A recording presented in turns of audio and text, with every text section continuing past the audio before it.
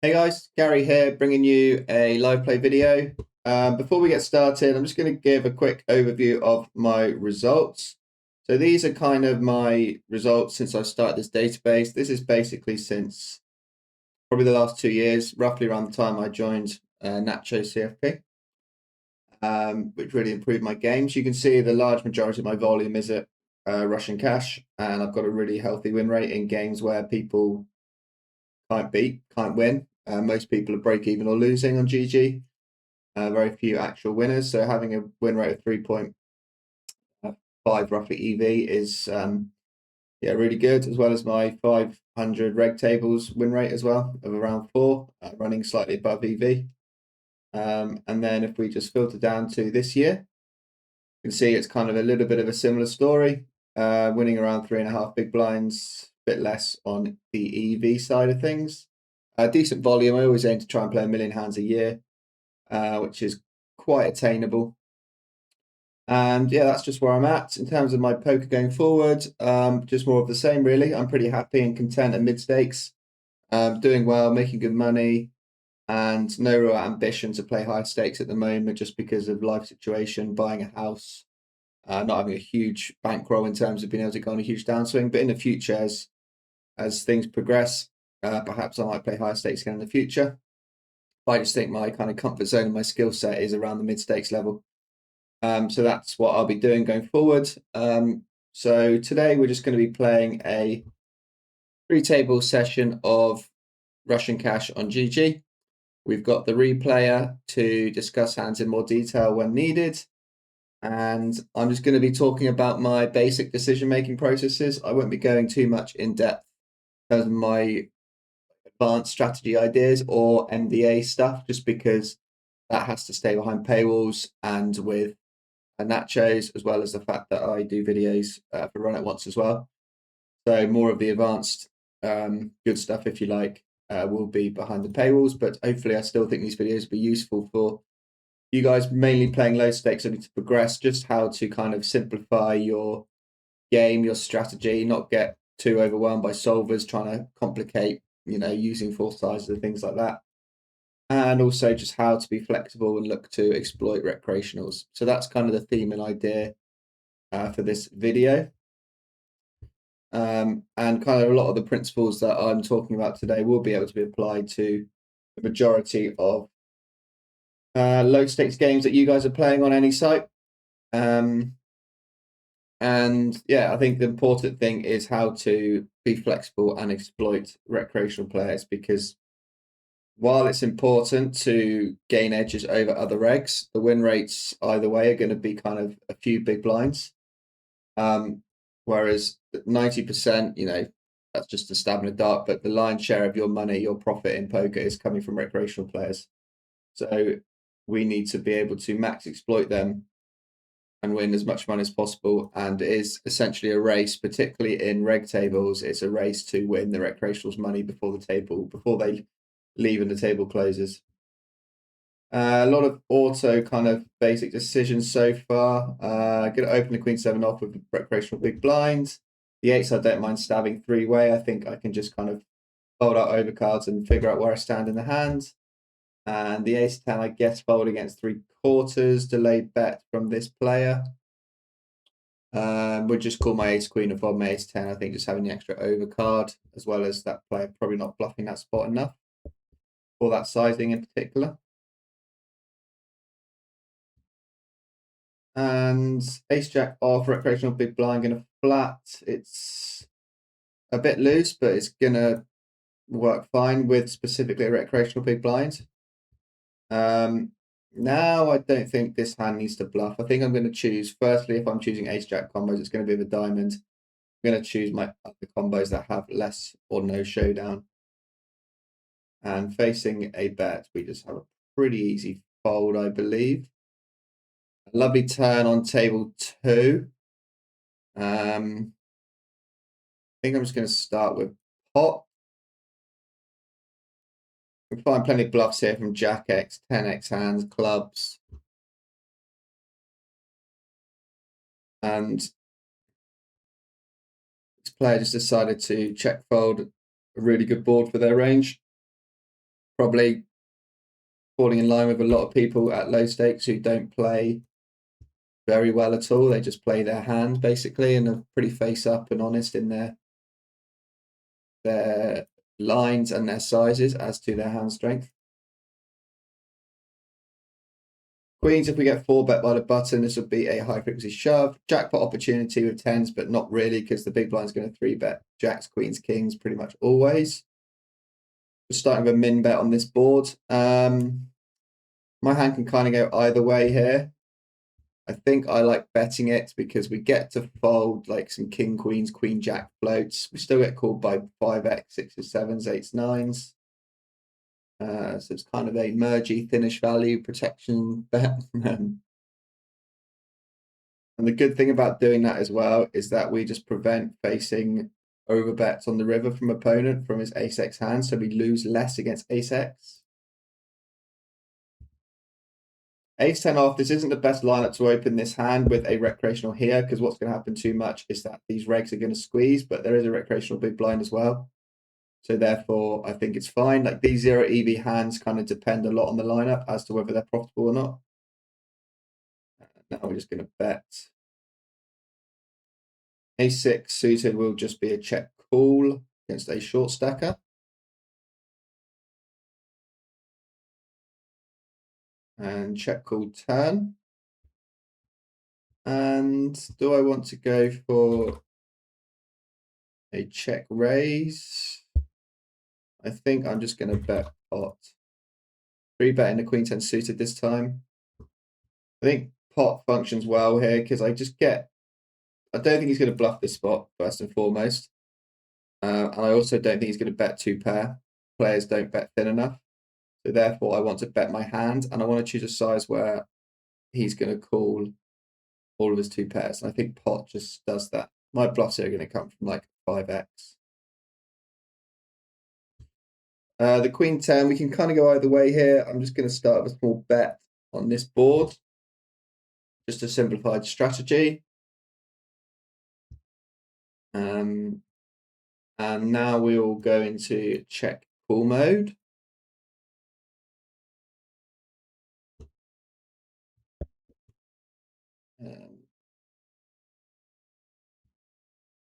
I'm going to 4-bet call off with the jacks. This player is pretty spewy from my notes. And the queen 10, I think this hand plays better check call. Just getting bluffs from I was going to say I don't really lose much value. First, the opponent has some ace 10s. He has a lot of jacks in this spot, some weak king x. And then the hands that I'm going to be wanting him to call shouldn't really call, i.e. 9s, 8s, which are loose calls on the flop as it is. So therefore, I think my EV with the queen 10 is going to come from bluff catching against his jack queens. The 6 does complete some stuff, but like 7, 8, 8, 9 of clubs, ace 5 of clubs, ace 5 of hearts, like all of these hands, which players call too much of pre and don't mix, specifically pocket pairs and suited connectors and suited aces. So therefore, most players' ranges are going to be left with too many bluffs, which just increases the EV of a check call. Eights, here we're going to bet on table 3. At table 2, we're going to overcall the 8s against the squeeze. With position, pocket pair multi-way plays well. So I think it's kind of standard. With a club here, I'd be tempted to bluff this spot, but without, I think we're just going to check.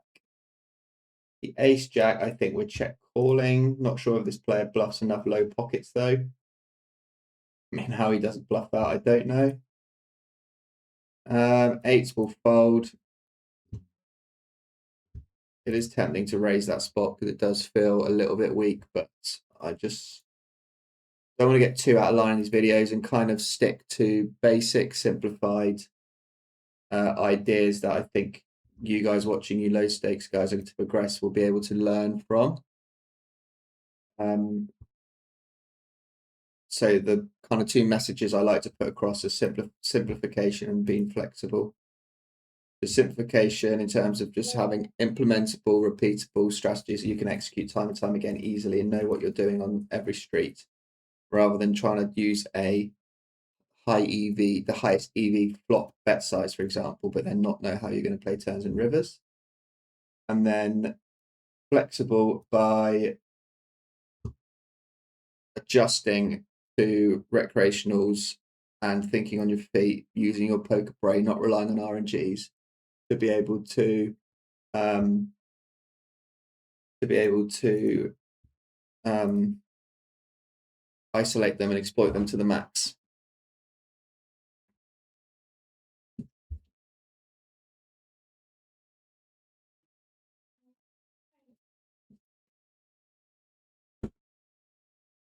Sorry about that. Someone was at the door. The Jack 10 suited here, I think I like squeezing. This button player looks pretty recreational, and this hand just benefits from folding out like Queen Jack offs, King Jack offs, which this player or both players are going to have in their range quite a lot. And it's just a nice spot to squeeze with this big recreational just having a super wide range. And this player now is going to be forced to play a lot of four better folds against this squeeze, and it's kind of a bit of an awkward spot for them.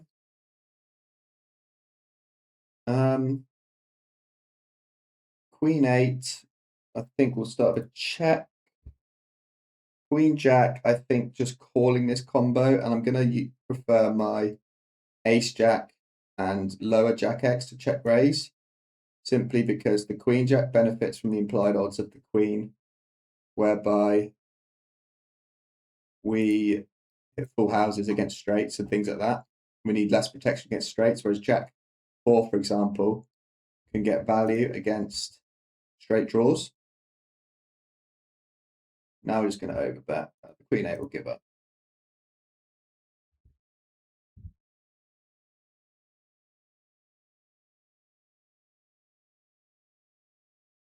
I would bluff the Queen 8 on a brick river, just because the opponent's going to have a lot of one part hands.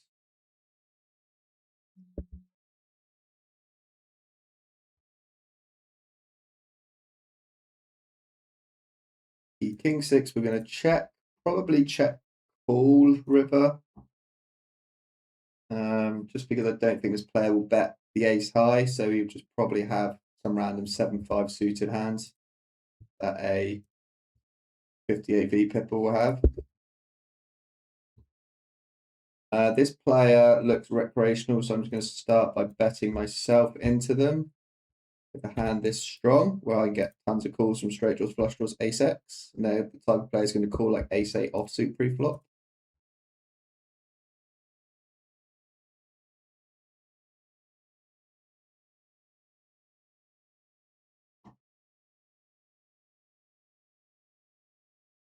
Jack 8 suited is kind of one of those 0 EV hands. A reg lineup with no recreational involved in a recreational weak heavy game. I think we can just fold it and focus on more plus EV spots. With 4 regs to act there, Jack 8 suited, we're going to get 3-bet a decent amount. Doesn't play great post flop anyway. So yeah, just prefer folding it.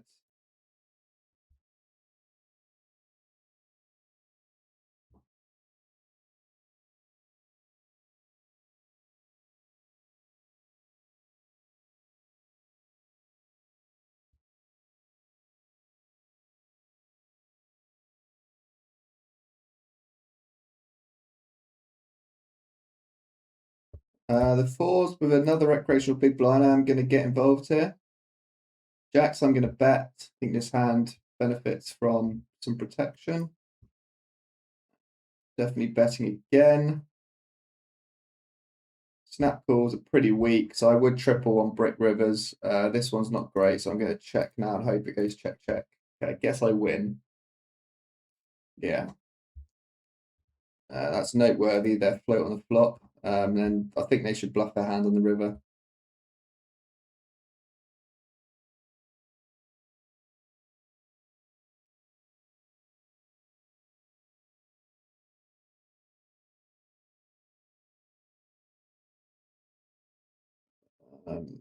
Yeah, just going to write a note on this player.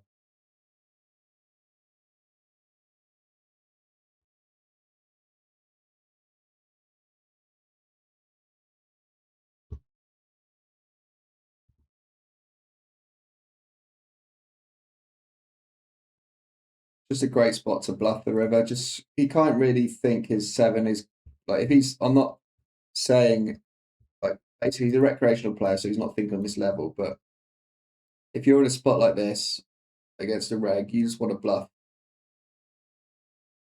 because they you're going to get heaps of credit for having straights, full houses, and flushes here, right? You have very few bluffs in your range, like ace five, apps, hands like that. But most of your range is straights plus.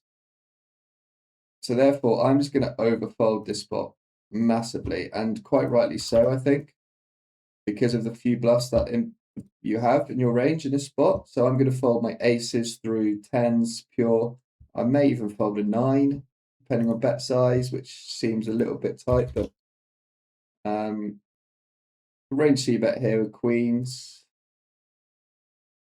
There is some jackpot EV here. So I will check and hope it goes check, check, and we get an ace river. Facing a bet, I will call. Interesting. What do we want to do here now? We lose some EV. Get.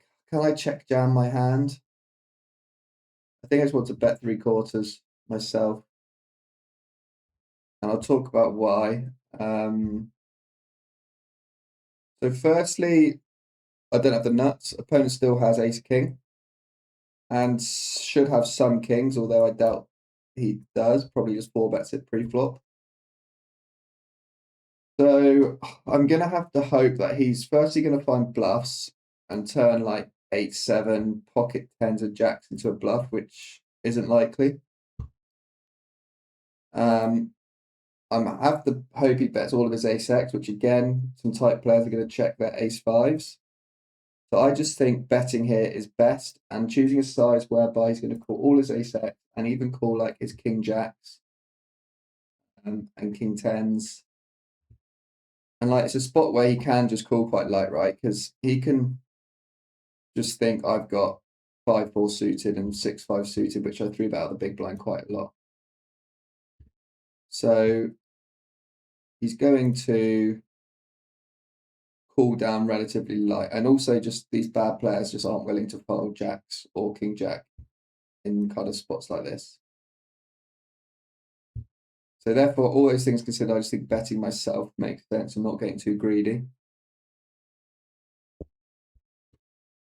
Isolate this. He's short stacked. I probably shouldn't have done it with 9-7, but he does still limp wide. The 10-8, I think I'm massively incentivized to check raise here. This player will still bet a jack for value. 9-5 offsuit. Interesting. At 9-7, I'm going to go half pot and be willing to put it in, like 13 big blinds. My hand needs protection. I can get it in good still against this player. Yeah, my hand, like, so this is just about balance and knowing that opponent, although on a board like this, opponent probably see bets the flop most of the time with an 8. But big blind, I just want to have some strong hands in my range to have check raises on certain streets and nodes. So I think this one is fine. And I think this player's good enough on the river to bet all of their weak king X that gets as far, bet any jack, there's pocket queens, and I block tens. So there's not that many hands that don't bet that I miss value from. At sevens, I'm going to call because there's huge implied odds against this type player of flopping a set. Their range is just going to be skewed towards premiums. Small 3 bets, I think the call's fine. I don't think I'm going to bluff my hand against this player. Yeah, it's going to check down and lose to jacks or kings, I imagine. Yeah, so I just think I lose value from some heroes from like 5, 6s. Like 5 should bet the flop a lot of the time. Ace highs again, but then ace highs probably don't call like an overbet if that's the size I'm going to use here. So I think I like my hand as a check raise because I need some of these nutted hands. in a spot where I don't have a huge amount of nuts because I don't have kings and jacks pre. To balance like my bluffs that I may find in a check raise line on the river from specifically 5x.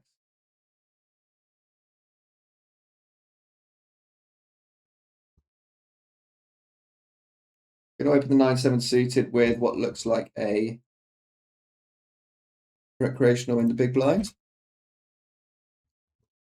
And we'll definitely see bet this board. Half pot is my size on these kind of board textures. Again, just simplification.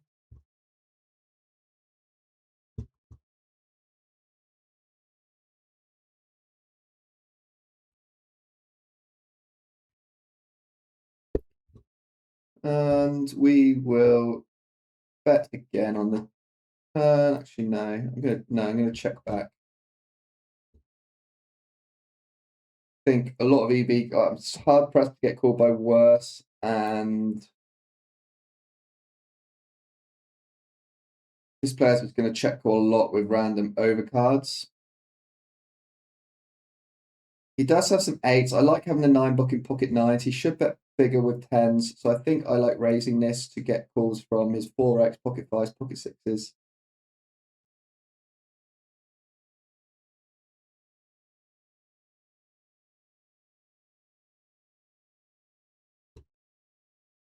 There we go. That's worked out nicely. Again, it just kind of shows these players are just quite face up in their size equals hand strength. And it's an important thing to consider when you're playing against these weaker players, because they will tell you what they've got, and then you can kind of manipulate that to your advantage. So here, he basically was saying he had pocket 5, pocket 6s, a 4, maybe a 7. And if I had a7 here, I'm probably just going to click call because he can have 8s and 9s here, even though I think they use a bigger size. Having the 9 here made me kind of want to raise it because I'm only really worried about losing to pocket 8s. So therefore, I think raising this of value against specifically these hands, the 4x that this opponent's repping, makes sense. And it's important to find these like different lines and thin value raises, and not just kind of snap click call without thinking. Like, it's important to engage your poker brain because it's just going to make you, at least if you're engaging and thinking about spots, it's going to make you play better in other spots, even if you've got an automatic decision in that specific spot.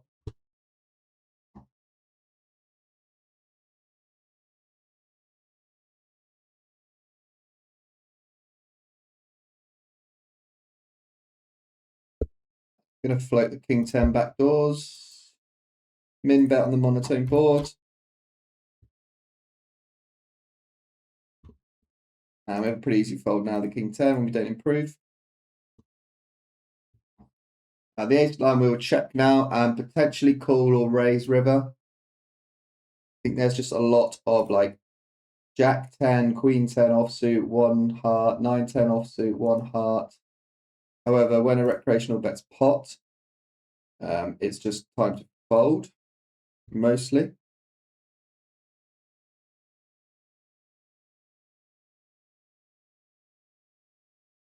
Particularly with a combo as bad as mine.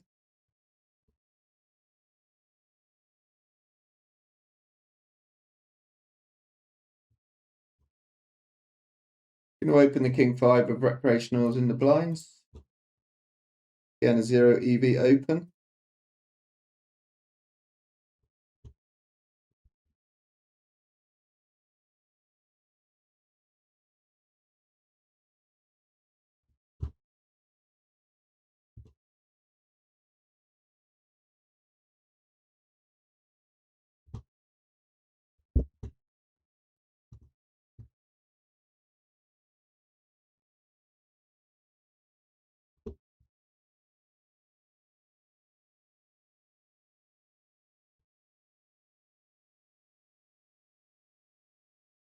Going to flat queen jack with recreational in the blinds. You can see a lot of my decisions are based on where the recreationals are because it's just the added EV of bringing them into the pot. Against this player, I'm going to raise the king 3. I like this combo just because the high and the low ones are favored. because we unblock the other flushes opponent can have from like Queen Jack, 8-9, Jack 9, Queen 9, as well as obviously him having some ace X and some two pairs and some sets and the like.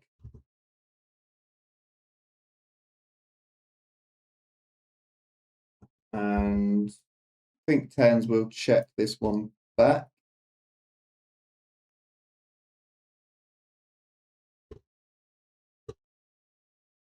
Folding against the overbet.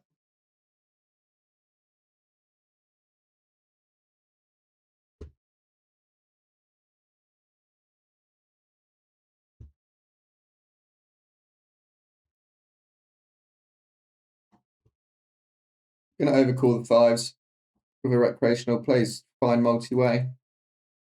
Pocket pairs. Min open size as well, which means we get to call more.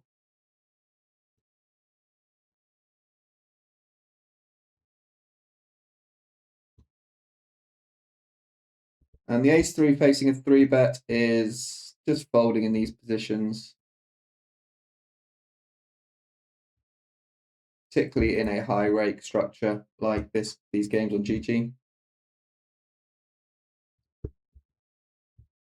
King 8 off will over limp in. Big blind looks like they've auto folded. We'll have a little cheeky bet. And gonna bet 40% on the river with the king kicker to the 8.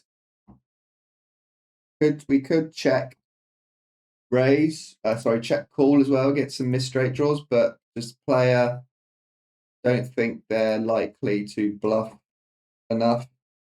So therefore I think with the king kicker we can just go for some thin-ish value, I guess. But when they check back the flop, they haven't really got jack. I think we can get called by like a 6 or ace high. Enough the time there. A 9-7 suited is going to be a low frequency 3-bet, but not this time. It's been RNG off screen and against a reg, so no need to deviate. I think this one 3-bet something like 25 to 30% of the time. Half pot, I think we just fold it. Backdoors there, I don't think it's strong enough to continue in a spot where I've just got heaps of Broadway combos and spade combos to choose from, and then like 5x of clubs. So I'm going to choose like ones, and then I've got 4-3 and 3-2 and 4-2. So I've got heaps of potential bluffs or draws already without delving into a combo like this. Start small on these boards. These boards, I know that big bets are preferred from a solve point of view, but just back to what I said, I just prefer playing kind of a more of a range C bet and then going from there because I'm comfortable playing it, familiar playing it now. I'm playing turns and rivers, and then we polarize. But the important thing is when you do that, you start polarizing the turn. Calling this raise with the ace jack, there's just going to be a lot of random raises and recreational in this spot. But when they fire twice, we do just fold this hand now. Queen 9. I don't mind having a little dip with this one.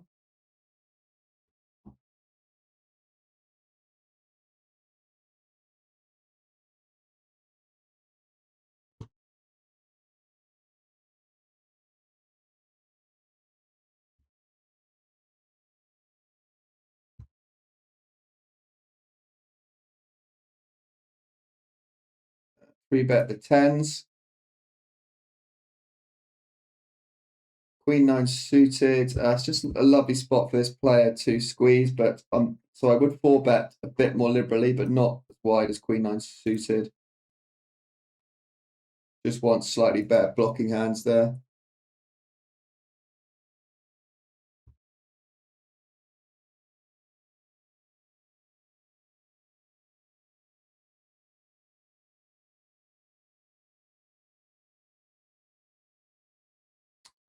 And gonna play a couple more hands. So I'll play this kings and the ace-3, and then call it a video.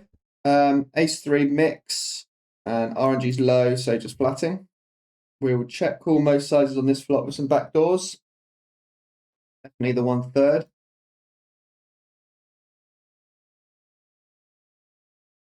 And that turn looks, we would call the turn because we are beating some other draws like 9-10, 9-7, king 6, all sorts in a button range.